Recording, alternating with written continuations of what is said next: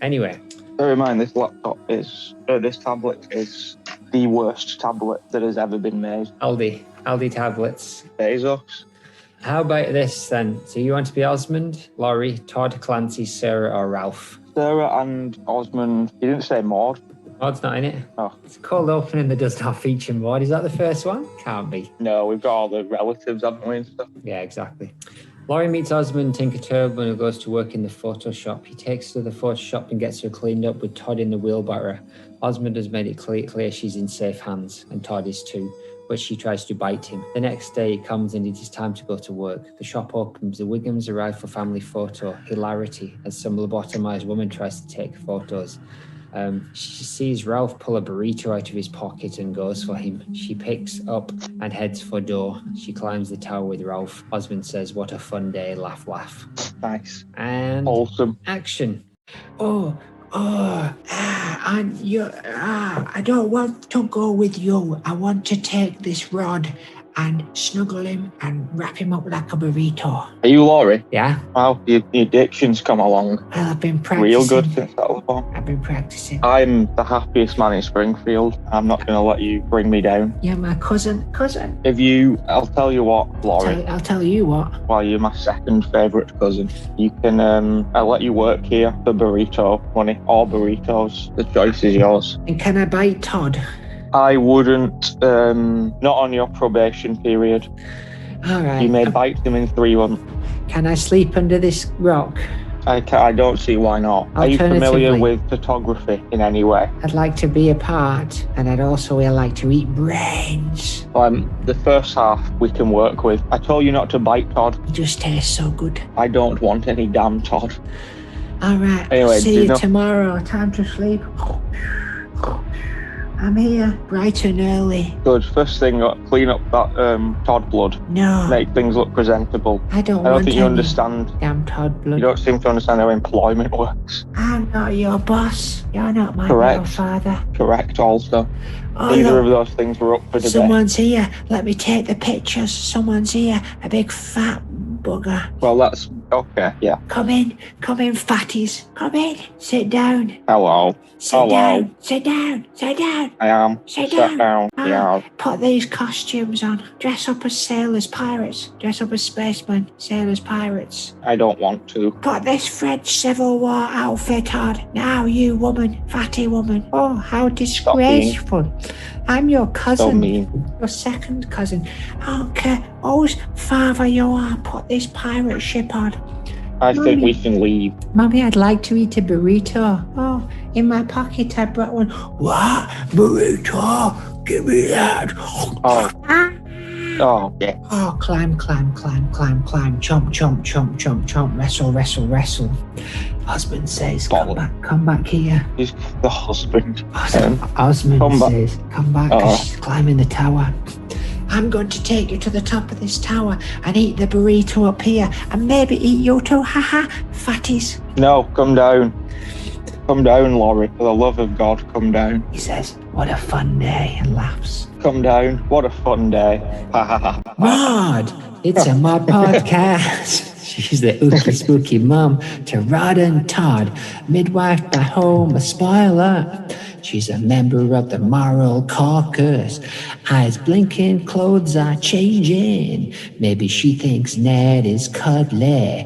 Edna, anti-database and Lovejoy.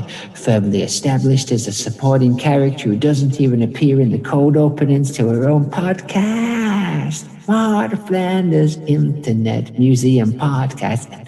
Season 6, Episode 8, Episode 60. Maybe, or 59, I'm sure.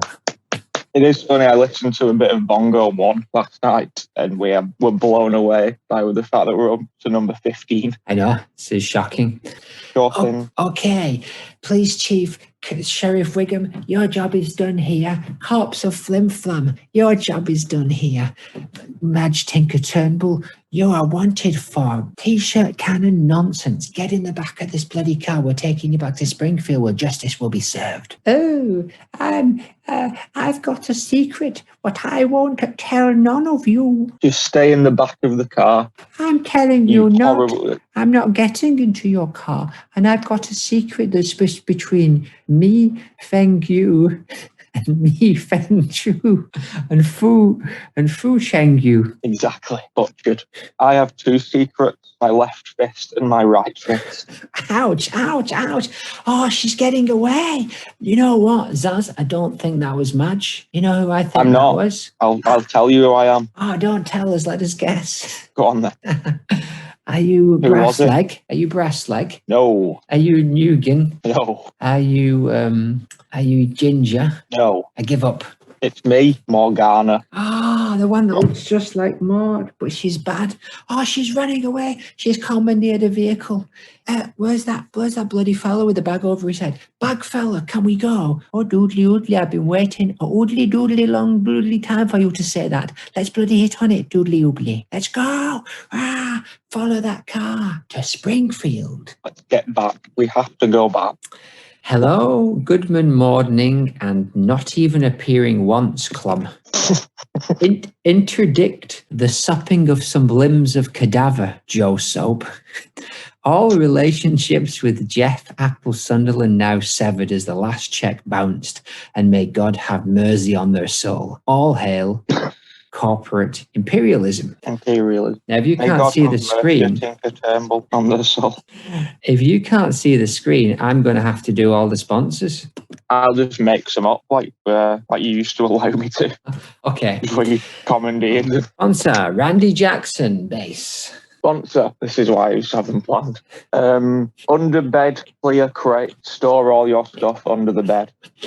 Sponsor, China National Petroleum. Hu Liang Dai says, caring for energy, but mostly caring for you. Kunlun Energy Limited Incorporated in sweet Bermuda, formerly a Hong Kong listed company through backdoor listing. We strive for harmonious relationships between operations and safety, corporate and community interests, 2.1 trillion. Sponsor, the Steinerpeck Nesquik Slush Puppy amalgamation. Sponsor. Slush Pack puppies.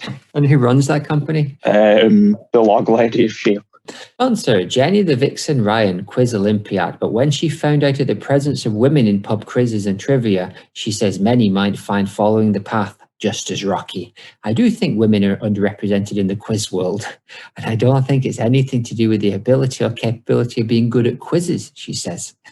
She won over fans with her sharp northern wit and impressive bank of knowledge. Excellent. Sponsor, Norbit. Norbit is a normal person who, after being adopted by Mr. Wong, ends up being married to the very large Rasputia. Norbit's childhood love, Kate Thomas, arrives back in town to buy the orphanage, Barb. Norbit sees this as a chance to get back together with Kate until he discovers that she is in fact engaged to Dayon Hughes. Norbit isn't going to lay this to rest. Whilst he tries to survive life with Rasputia, and it looks like Dayon also has something he would like to keep secret. Nice. This is a 2007 movie directed by Brian Robbins, I believe. Biopic. Starring Eddie Murphy and Thandie Newton. Yes. Now, it was the Rocket Man of 2007. So we're onto something called Two Maude for the Torium. Now, we're onto the audio clips. We're almost down to the bottom of that Maude barrel. Did you have a chance to listen to the Four Finger Discount people's interview with Maggie Roswell? No, I was going to listen to it today, thinking we were talking tomorrow. But I have listened to it before. Okay. If that helps. Well, we'll see whether it helps, won't we? So here's my notes. Maggie will. Maggie said, I can do the Australian accent and I like it a lot. And then she does a very bad Australian accent that sounds like it's an English accent.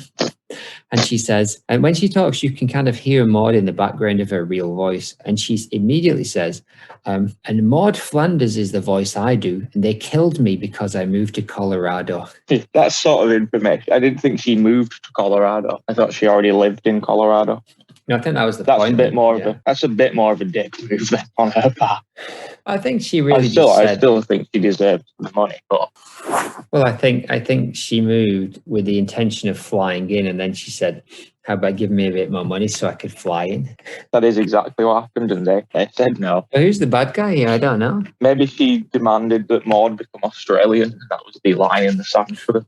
So apparently at one point she played Mrs. Peter Lorre. Peter Lorre being that creepy kind of actor who did M and a lot of like horror-ish movies. And so she played a Scooby-Doo villain. Now, I don't know whether this was an episode that had Flim Flam in it, but they unmasked her like a Scooby-Doo villain, and she probably said something like, I could have got away with it, etc., etc. Yeah, meddling boys. I think, personally, at some point we're going to be doing a Roswell cast of her other appearances to see how Maude-esque they are. Oh, yeah. That's going to happen. Later, rather all than of her sooner. voices, yes. I'd say Maude is one of the voices that sounds the least like Roswell. Yeah, but you can still kind of tell it's her deep in there. Continue. Her favourite guest was when Elizabeth Taylor came on doing Maggie. I was standing behind her. I said, "What am I doing? I got to see those eyes." So I went round in front of her and I was watching her.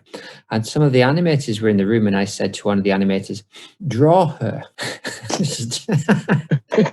The animator said, "I can't really draw people." I insisted and told him he had to draw her. And then she walked over and said, "If you're going to draw me, you better draw this," and held out her hand with this huge diamond ring on it. I grabbed the hand and looked at the ring and said, "What am I doing? I just grabbed Elizabeth Taylor." It's a great story. A lot of questioning what she's doing. Except after the fact, after the decision has been made. Yeah, I need to see those eyes. Sounds very Dharma. It's a weird one, isn't it? Or someone of that like. It's very, I need to see them. But it's nice that she has her own Maggie Roswell. And that it's nice to see that she allowed Elizabeth Taylor to keep the eyes in her head. She didn't take them. Yeah, she didn't take her eyes or her ring. And Taylor walked out of there with a nice picture. Oh no, Maggie got to keep the picture, I'm almost certain. I hope we see it on Instagram for memes. Maggie, if you're listening, Maggie or Maggie's children, what were they called? Afram and Jurgen. If you were listening, post that picture. Off common Giuseppe. The Four-Finger Discount people said, "You are the Simpsons' go-to housewife voice. How did you find so many similar yet different voices inside you?" Maggie's response, "Well, the ones we did like Maude Flanders had to be married to Ned. He would just get someone who was really nice because that's the kind of guy he is." That doesn't answer the question. And then Helen was just the one who would stab you in the back. She's just everyone you've ever met where you go, "Ooh, I hate her." I agree. I imagine at this time she's doing the voices, I imagine. I've seen her do interviews before where she rattles through the voices. She did rattle through the voice at the beginning. She's obviously got her kind of show reel that she did in like 30 seconds. There is one, I'm quite proud of finding this, to be honest. I can't remember what it was for, but I needed to have Maude Flanders saying Maude Flanders, and the only way I achieved that was I found an interview with Roswell on like Australian news where she said the characters' names in the voices, which that really helped. But Thanks, no, I agree about Helen. Helen to me sounds the most like Roswell. It's sort of like Roswell. Yeah, evil Roswell. But sort of like Seth MacFarlane's got Peter, Brian, and Stewie, and Brian is sort of just a slightly tweaked version of himself. To say that is Helen or Rosas. So the Luann description was very interesting. So basically, her and Hank Azaria both got the characters at the same time, and the scripts don't tell you how to do the voice. It may not really give you many clues, and so they're doing the read through, and it just so happened that Hank Azaria got the voice first, and he basically just did Millhouse as a grown-up, and she was like, "I was going to do that," but because he'd done it, she then had to do something that was like a posher version. So she basically tried to do like, it's a bit Millhousey, but it's posh, or a little bit more refined. So that was where she got that one from. Nice. Yeah, Luann's definitely the most well-spoken of the group, which is odd. It would have been, she could have still just done the Millhouse voice, like the designs. I wonder if they'd seen the designs of them. That's something I'd be intrigued to know. Did they get to see did she get to see Maude first and then pick a voice? Or did it go the other way around? I'm guessing there may have been sketches, but the majority of these, it's just the script first. Because she talks about how it takes like a year, of course. We kind of know this, right, from beginning to end. So Yeah, with back then. the sheer number of characters. But then we've talked about how in the design room, Groening got to see Moleman. You've got to assume that was before they did the voice for Moleman, but who knows? I don't know what the order of this is. If you're out there, IMG or any Simpsons people, Conan, if you're listening, Debbie Mason, tell us what's the order. So Nancy Cartwright said about Maggie that she has the unique ability to find a normal voice. It's a backhanded compliment if I've ever heard of. And Maggie's response is, and that was really nice. But the thing was, when they killed Maude Flanders, on the Halloween shot, they had the names on the tombstones. And when they killed me, they did a bit of a eulogy to Maude, writing that she was an every woman, Maude Flanders. And I think that brings it more like a real person. And she talks about sometimes when she goes for jobs and they ask for her to do a real person voice, and then she doesn't get the job, and then she listens to the person who got it, and it's not a real voice, it's some wacky caricature, and she's kind of proud that her voices are a little bit more realistic. Yeah, they definitely, especially from all four of them really. Maude, Helen, Luann and Hoover is another backhanded compliment. She captures the boringness of them well. They're not, especially in a town full of wacky people. But I'd say She-Ra and Azaria have the ability to do that as well. They just get the opportunity to play more wacky, let's say colourful characters. Let's say that. Roswell's avoided all of that. I think Roswell has always played yellow women. I think he has always been hidden from that. I agree. I like the normality of her voices. And I think the thing Cartwright said was also maybe not a backhanded compliment, because she has a very wacky voice. I don't think Nancy Cartwright, even her normal voice is quite cartoony. The same with Yardley Smith, who has just played in 33 years, played 3 voices, because she's got such a distinguished voice. Distinctive. Whereas Roswell can distinguished works as well, I would say. I beg to differ. That's fine. It's okay. And Maude, too late. We'll come back to this in the finale. But yeah, she does. She has a very normal, soothing. I would call her voice soothing. She's America's mom. So here's the point in the interview where he's getting meaty, and he goes, "So with Maude, did you know before you read the script?" And it's obvious what he means. He means, did you know they were going to kill her before you read the script? Maggie doesn't get this, and she interprets it, did you know what Maude sounded like or looked like before you read the script? And so she says, oh no, with Maude, I didn't know before I read the script. And the dude, he can't believe, he's like, you didn't know? Which should have given her a clue that it wasn't just about what she looked like. And she says, so I started thinking about the voice. I didn't know what to do, so I just did this accent when I heard Harry doing his, and it seemed to work. Nice. In her defense, the first question is less interesting because, she quite obviously knew. There's no way that they got to the point where they got up to that episode and they were like, yeah, after this, you don't work for us anymore. She didn't even, in fact, she's not even in that episode. She's already left. Unless, of course, I've misunderstood the question and he really was asking. Maybe. And also, another point to defend her, they suck. No, I don't know. I quite like those shows, but I don't think it's as wacky and off the wall as the Maudecast. No, it's definitely more straightforward. They're not spending 15 minutes talking about one of our episodes. No, clarity would be my other point. I think Vivacious would agree. If I thought we had Roswell here and I thought she'd misunderstood my question, I'd make damn sure she understood my question before she left. Very much, but we've got skin in the game in terms of Maude. Maude's just a minor character to them. I need to see those eyes. But then she goes on for about 10 minutes about Mel Gibson's dreamy fucking eyes. Yeah, it's wonderful. And how he's going to meet him soon. How he suggested that he puts his tongue in her ear, but in a friendly way. She liked it. And then all of those voicemails that he left her. Beautiful. Welcome to the Maude Flanders Internet Museum theme park and database. Currently, she's a fixer-upper as monkeys eat her why, probably in another dimension, are fixing her after a fire of a toaster. Now, last week you said that you missed the wind chime aeroplane ride, but what's another ride from the old Maude Flanders Museum that you miss a lot. I have always, since childhood, enjoyed a log flume. So I like the log flume where the logs are shaped like crucifixes. So it's sort of really like difficult to navigate the length of the track because the crucifixes, you do move, but it's very, very slow. You keep getting stuck in the tunnels. Yes, but it does have the highest log flume drop in Europe. Interesting. Higher even than Blackpool Pleasureland? Exactly. Higher than the one where someone got decapitated. Disneyland. Disney's dream debased. Yeah, somewhere. It was probably in France, which would be typical. At least if you were decapitated in a log flume, it would be the easiest one to clean up. That's true. It just sort of does it itself. Exactly. Just get rid of that one bolt. Make sure the head doesn't get stuck in any machinery.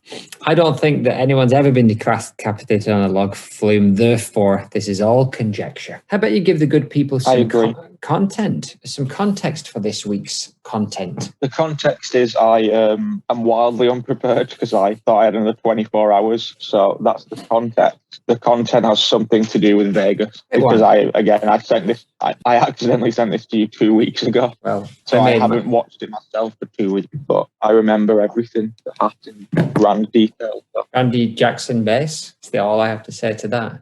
Yes. Clip 1. The waffle bar is closed. I'm so sorry, so very sorry, begins Homer anxiously. They are at an empty table, as in the table has no things on it, at the breakfast restaurant in Vegas. There is a tiny cup. Homer turns to Ned, his glasses almost falling off, turns to ladies off camera.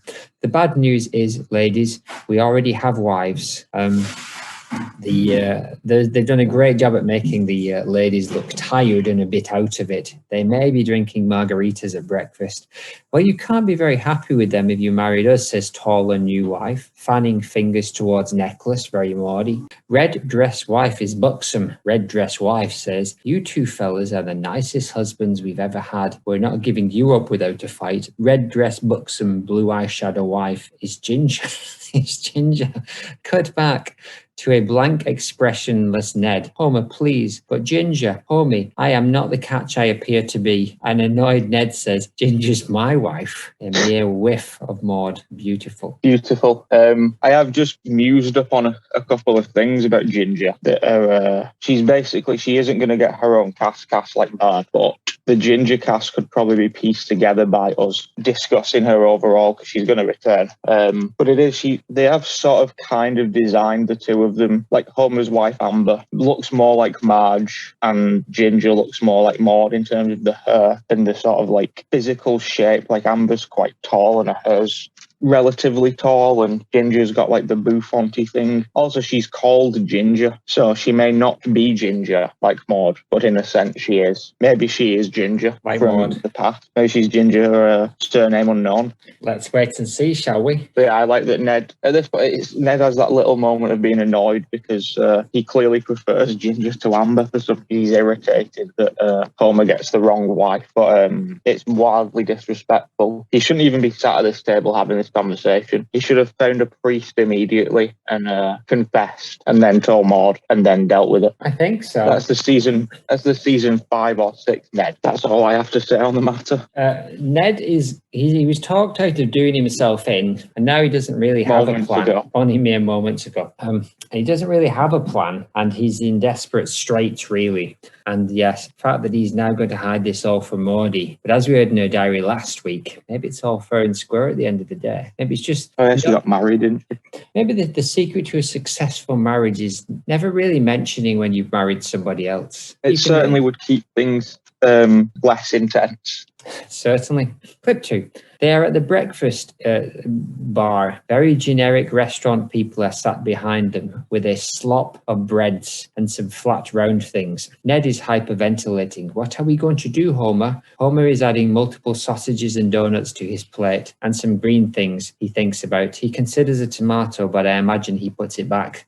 My kids are going to be traumatized, chases Ned. And then there's Maude, and shouts, and then there's Maude. Nice. That's the only direct reference reference to Maude's show, I believe. I just realised that in the first clip there isn't even a reference to Maude in any sense. The reference was we've already had wives. There was deliberation on what to keep in and cut out, but we already have wives, and then the lady saying you can't be very happy with it, and Ned not defending her was kind of the reason for it staying in. Fair enough, and he didn't really, he did nothing for her.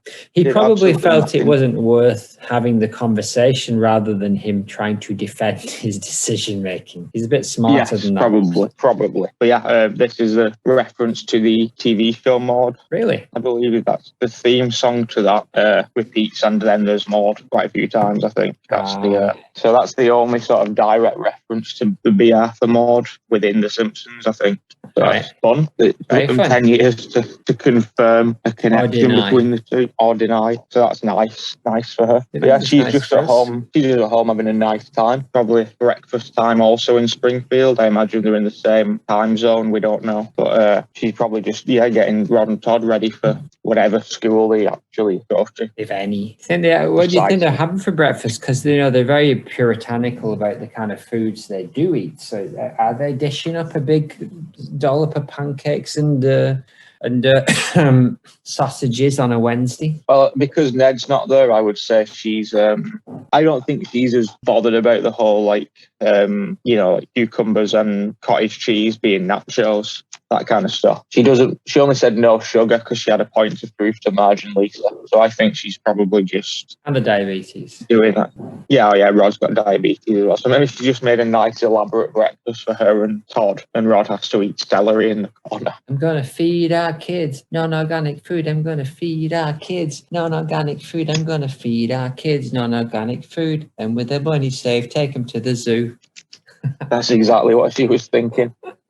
Whilst Ned shouldn't be able to eat at this point. I can't remember, to be honest, if he puts food on his plate or he's just following Homer. But, going through the motions, he's shocked, he's stunned. At the very least, he feels remorse. Homer doesn't care. This is just another wacky day for Homer. I think that's kind of the point of the episode, is Ned wanted to see what Homer's life was like, and now he's ended up in a situation that's relatively irreversible, and Homer's still just this is just another day for me. Only Siegfried and Roy can save us now. Yes. That's certainly a sticky wicket when that's your Hail Mary. But Homer knows he's just going to get out it and everything's just going to go back to normal. He's kind of secretly got that meta knowledge. He's I know at the end of 22 minutes, it's all going to go back to normal. It always does. Yes, and it does only apply to him. That's the sad thing for Ned. Homer has this meta knowledge, but he also knows that, again, Homer can fall down a gorge and survive. Maude falls half that length and dies. It only applies to him, so that's why he doesn't care. And everyone else. This might affect, Ned's storyline here might be over as far as Ned's concerned. Such a weird choice. This time next season, though, she dies. Spoiler. So just think about that. What he was doing a year before he lost her was marrying another woman. In preparation. Smart move, really. Do you think they'd already caught wind of the Roswell thing at this point and they were okay, let's double down on this? I don't think so. It's too early. I think if that was the case, they would have brought Ginger back quicker and had her stick around. But she's definitely, I think the conversations have somewhat begun, because there is better podcasting. There's a point in season 11 where Roswell and the other lady, the Marsha Mitzman, gave their appearances sort of overlap. So there's a couple from her, and then there's a Roswell one after that because she recorded it earlier and it was a holdover episode. So it's definitely I'd say around now. She's probably found a house she likes in Denver. Thinking about the move, she does mention that she was the first one of the cast to do it, and obviously it caused a big furrow. But then Hank Azaria is now in New York, and essentially the whole main group of the cast, even 5 years ago when that interview was done, don't really meet in a room that often. Yeah. I thought Harry Shearer lived in New York. I thought Azaria lived deep in Basra. Clip 3. Doing the voice and everything. An angry Flanders is on his knees as Ginger and purple dress wife are walking off with Siegfried and Roy and a white tiger. The wives have their arms around their new beau's shoulders. Homer turns to Ned. All right, let's get our story straight for Marge. For Marge and Maude. It always amazes me that he remembers her name. Anyway, Ned gets to his feet. They're in the desert with the state line of Nevada into Springfield? Ned is annoyed and brushes off lots of dust. Homer enthusiastically. We were out buying them fabulous gifts. Ned, what's the occasion? Homer, because we love them, jackass. Homer puts his arm around Ned's shoulders and starts walking off towards the sun in the desert. Anywho, classic be or they be both shot. We were just coming out of Walmart, starts Homer, when 100 spaceships. Ned, Homer. Okay, 50 spaceships beamed us aboard. They gang probed you, and I discovered an invention that blew their heads up and saved America. Ned says, do I have to be gang probed? 2 vultures land behind them. Well, would you rather tell Maude the truth? Says Homer J. Simpson. The vultures glare at the 2 men. What do the aliens look like, sighs Ned? That's a great ending. It is good. It also visually looks very good. But this is a conversation that I could see Bart and Milhouse having, not 2 adults. Ned, I get that it's, I get what's happening here. I'm aware that it's a cartoon and they have to end on a funny note. But I just don't buy that Ned would be this. Hold on. I feel it's doing some dishes by the looks of it. Continue, please. Excuse me. I just don't buy that Ned's this passive, that he would just be like, yeah, okay, let's go there. He knows for a fact Maude isn't going to believe this story. No, they're going to have to go otherwise. Yeah, it's a straight. He also knows that Marge isn't going to believe it, and Homer's acting like he does this kind of thing every day, which he doesn't really. He's never married anyone else before, as far as we know. So I don't think it's that thing. They've taken sort of the humanity out of them a little bit. Earlier seasons, Homer would have cared a little bit about this. It would have been a moral issue, whereas this is just sort of making Ned be the sensible one, and Homer's just we'll be fine. What's it called when they double down on someone's character trait and then they make that the main thing about them? Oh yeah, Homerization, the Hooverisms, Roswellification.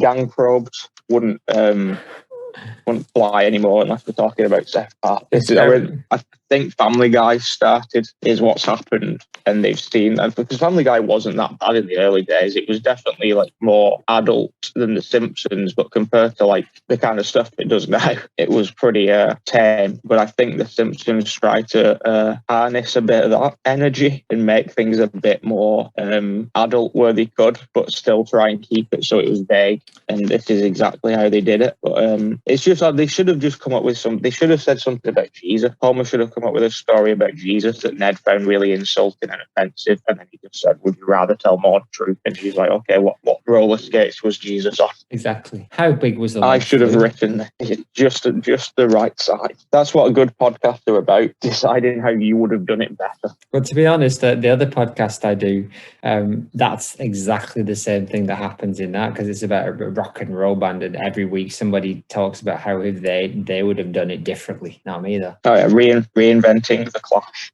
Exactly. The Fall. So we've arrived back in Springfield town. That was quick. Doodly oodly, I put me oodly boodly metal to the pedal. And here it is, some kind of abandoned oodly theme park. Oh, you never know, Zaz. It's Praiseland. Oh, I saw it from miles away. Nobody listened to me because we were talking about Vegas and Gang Probe.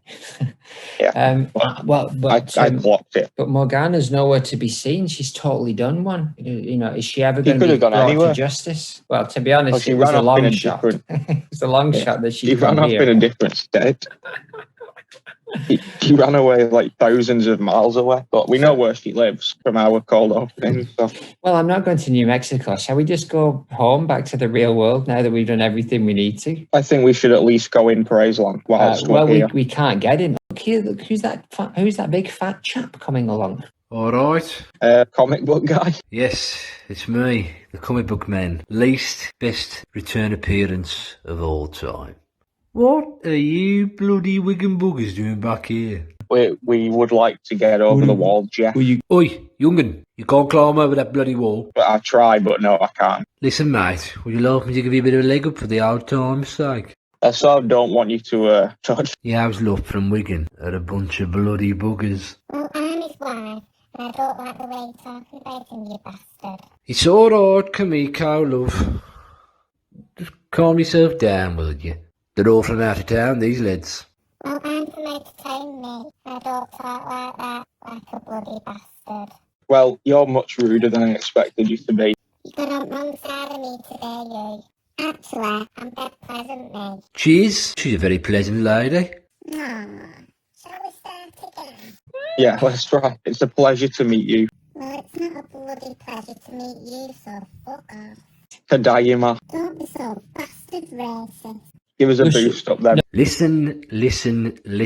This is what you need to do, you bloody Wickham buggers. Well, if you do want to return to the real world, you know what you need to do, don't you?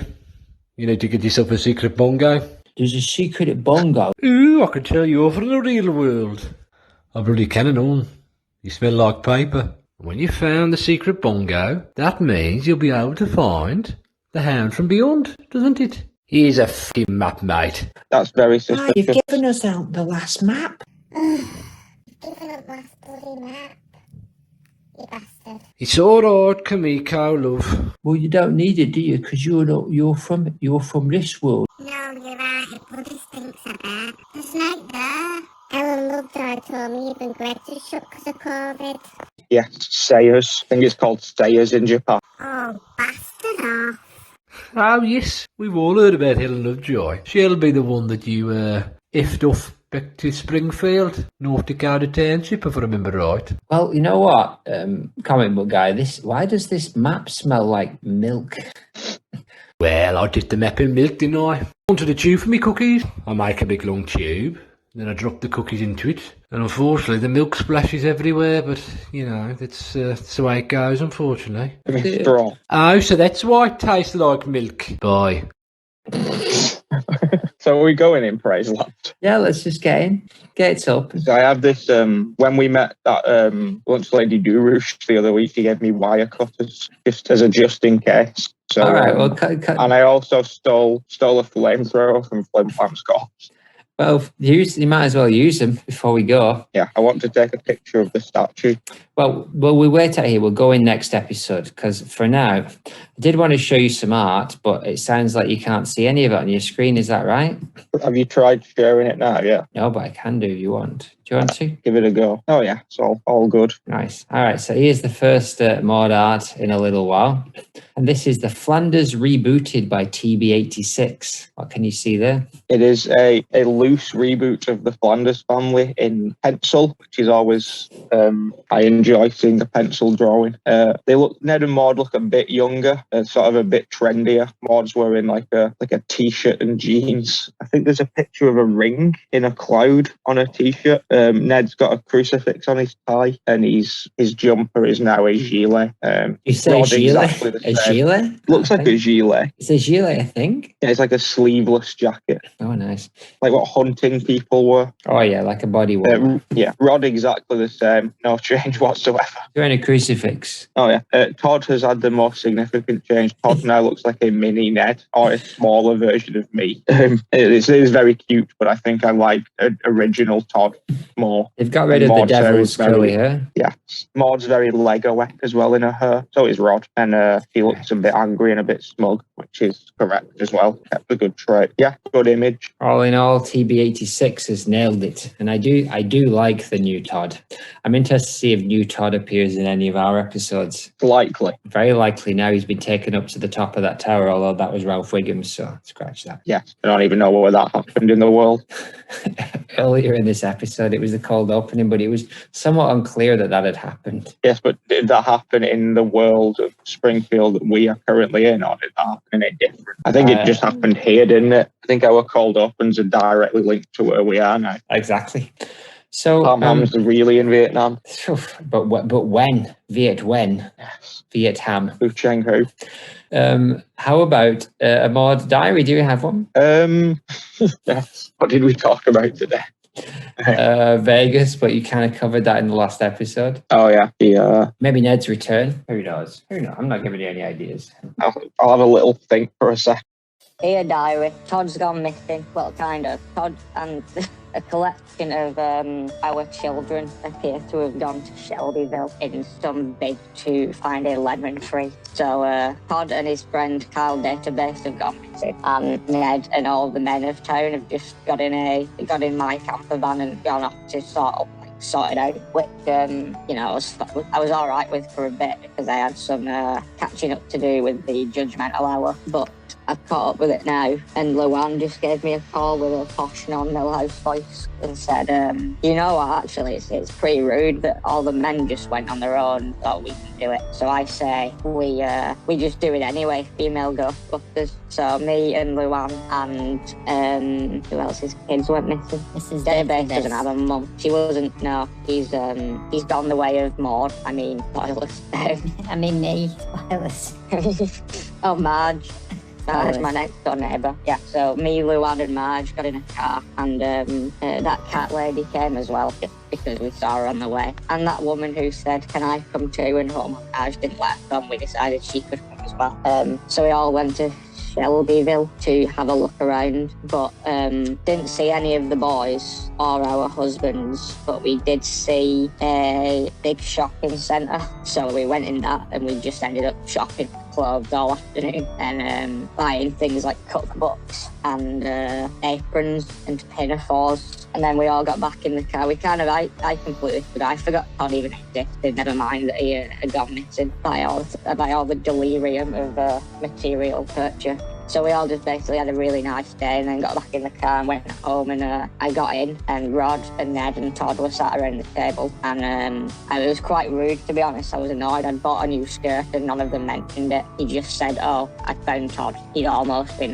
run over. And I was like, oh, good. Anything else you noticed? And nobody said anything. So I just slammed the door and went straight back out, and me and Luann and Marge and whoever else that I mentioned before going back to Shelbyville for a night out. And maybe I'll just marry someone else again. Maybe that'll happen. I didn't, but Luann did. So now she's Mrs. Luann Book Guy. And also the cat lady gave me some really good advice. He said, keep it short and sweet. So that's exactly what I intend to do for everything in the rest of my life. Rod's doing okay. He doesn't seem to like gluten either, but I think he's just heard someone else talking about it because he's still eating all of the food with gluten in it. He just doesn't know that it has gluten in it, but he just keeps asking me to not buy any gluten. But I'm not giving up anything else for that little shit. He's ruining this household. I guess that's it. I guess that's all I got, except for this other thing. I don't particularly know what the problem with Elizabeth Hoover is. She's so rude. I said hello to her today and she said hi back to me, but the way she said it I didn't like it. So I'm gonna pray for her to be slaughtered down at some kind of NASCAR rally. And don't even get me started on Helen. I don't have the page space. Bye. And then later on the same day she came back and wrote this. Everything's gone wrong. Elizabeth Hoover is fine with me. Rod's in hospital. That's usually how these wrap up, isn't it? Bye. He's full of gluten. They say turns out he was allergic to gluten. Revelation after revelation, really. They abandoned the boys to go shopping, abandoned them again to go shopping more, and there's some gluten shenanigans going on as well. Yes. All in on all, top a of fun the ride. diabetes. Hello, this is Nathan, back again with a second instalment of Novice Maudepinions. It's a segment I intended to do twice a season, but ultimately just forgot about for about 23 episodes. Last time, my good friend Jess took a look at the 700th episode, where Maude returned briefly in a flashback, and this time I've asked my good friend Rachel, who also provided the voice of Kumiko in this episode, to rewatch the fateful scene where Maude died and answer a few questions in relation to it. So, without further ado, here is Novice Maudepinions 2. Give me a shake!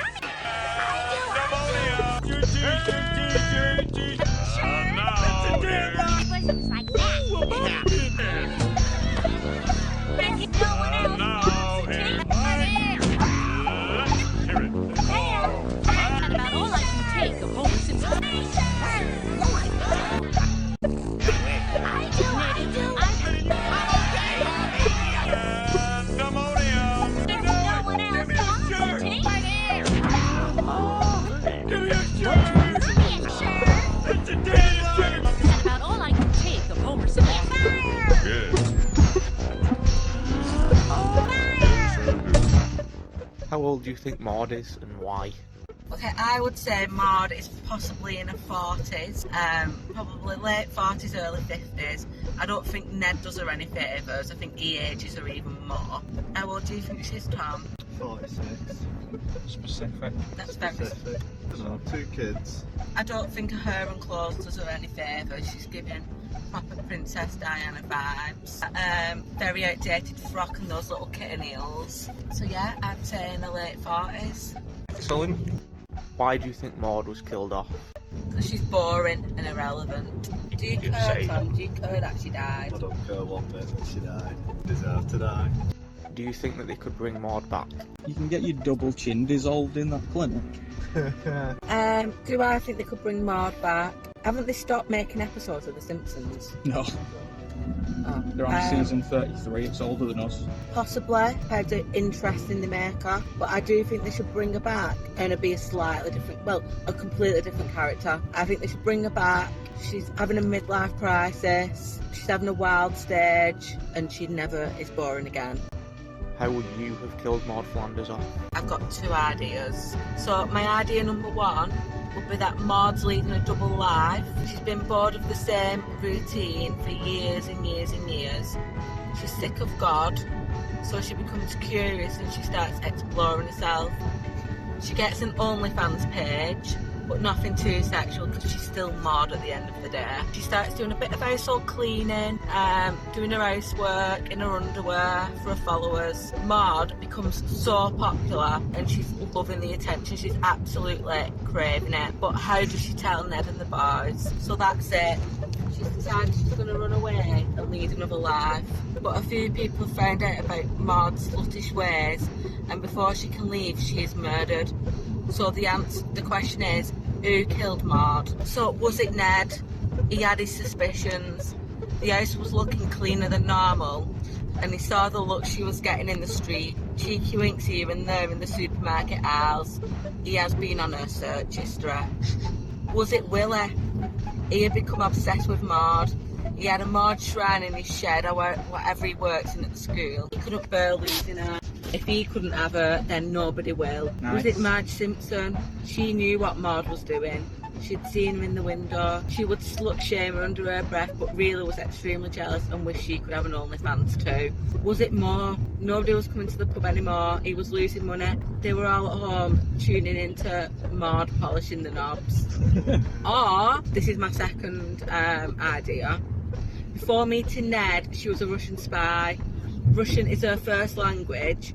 She was the best assassin out there, but she didn't carry out a hit, and she'd been on the run ever since. She wanted to escape that life and turn to Christianity, met Ned and had the boys. However, her past was coming to haunt her, and she was murdered.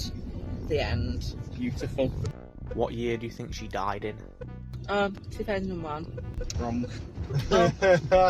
Actually, I'm going to change my answer. I think, just a random guess off the top of my head, I think that Maude might have died on the 15th of February 2000. Wrong again. No, it isn't. It's the 13th. Shit. So that was it. That was our second Novice Maudepinions, and here is what Brendan thought about it. So these 2 chancers thought that Maude was in her late 40s, early 50s, though wise Tom suggested she had 2 kids, but didn't clock that might change the age, but also might not change her age. Princess Diana vibes with an outdated frock and kitten heels. I like that knowledge, that fashion knowledge, that's what they're called. And I think more than once we've suggested the P. Diana vibe, or Margaret Thatcher, or Gillian Anderson playing Margaret Thatcher. She thinks she was killed off of being boring, which is not false, but also not true. And she believes that they'll never bring her back because they stopped making The Simpsons years ago. So, well-informed guest there, culturally aware of the zeitgeist, in-depth knowledge of OnlyFans, but sparse knowledge of primetime television. Tom, who's sitting there, who's been invited for some reason, even though it wasn't his segment. Come on, stick to the format. He unconvincedly said she deserved to die. I think he was just looking for a little bit of, a little bit of kudos, trying to get a little bit of that hyperbole to get some glare on him. But did seem to stick by the fact that she should have been done in, and he's not bothered at all that she was not thinking of the children in any sense. But then things hot up when Zaz pushes them to think about how Maude might have died. They first of all, it stumbles. I have to be honest, it stumbles. But then she goes for the obvious wild Maude option that we've kind of talked about a little bit, but we've stayed away from anything too mucky. Though the spin-off could definitely be heated up by Maude going for it. But bringing her back in a way that she's very different, fair enough. Although I bring her back exactly the same, because I think the novelty of all those things would lose what made Maude Maude. But then, two scenarios unfolded that are real sweet. The first one, the not true blue OnlyFans cleaning in the kitchen. Did Marge not already do something like that? Or am I just thinking of things I've seen on the internet? Yeah, she goes a bit wild, and then I like how the narrative unfolds. Is it Willie who's getting a bit freakish, getting a bit wound up, jealous next door neighbour? Is it Mo? Bitter Mo, who'd also be a bit mucky about it, wouldn't he? Come on, if we're gonna go part way, let's go the whole way. Extended Black Widow or some other spy runs away action movie rip-off. I don't know what movie it is, but sure, why not do that? Why not do all the movies, but have Maude in them? Good, well done anyway. It was a lot of fun. I like the spunk of these guys. I think if we do a Maude Novice Maudepinions of people who are on the way to becoming Maude spurts, then maybe you could have these guys back and ask them some more questions, maybe about Maude's glass bead collection, Maude's finger painting art, or Maude's daily routine on her walk around the neighbourhood. Oh, and also it was obviously written down the last bit, but I don't think it was any the worse for it. Sometimes we benefit from writing down our ideas, so a good strategy, you two. Being in the middle, not at the end, and it'll sound like I had that thought earlier. Oh, and top-notch research skills at secretly finding Maude's death date, spoiler, and then forgetting it before those words came out of your mouth. Thanks. Work, Rachel, and non-invited guest Tom.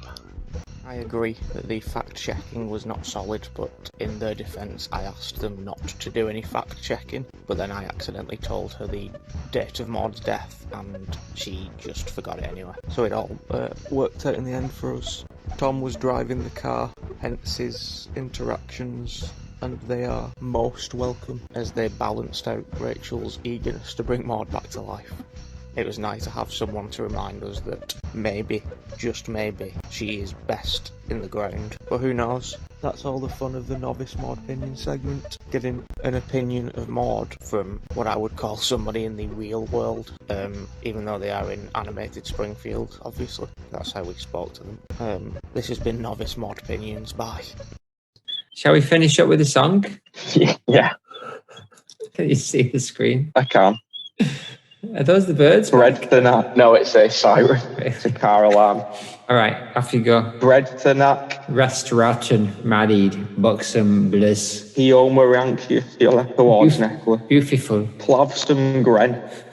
Traumatized chassis. An angry Flanders. Siegfried and Tigger. He members her name. Bring real. Gifts Schnogulders, Coing Walnut Sturts. Gang Pro. Discovers. Nud Flanders. Gang Pro. Good lord. The end. We did it. That's probably episode 60. That's it. Least Maude ever, probably. Probably. I thought it would be a super short one, but it wasn't that short in the end. Here's a teaser for an upcoming one. There's one that we have in this season that is the least interesting content that we're ever going to look at. Nice. I'm game for that. But now I'm interested in what's going to happen as we go and try and make our way back into the real world finally. We never got to find out who the hooded man was. He seemed to have just disappeared. Oh no, I'm still oodly doodly here, right next to the car. Well, bye. Oh, hello. Good. Bye. It's alright, Kamiko, love. Calm yourself down, will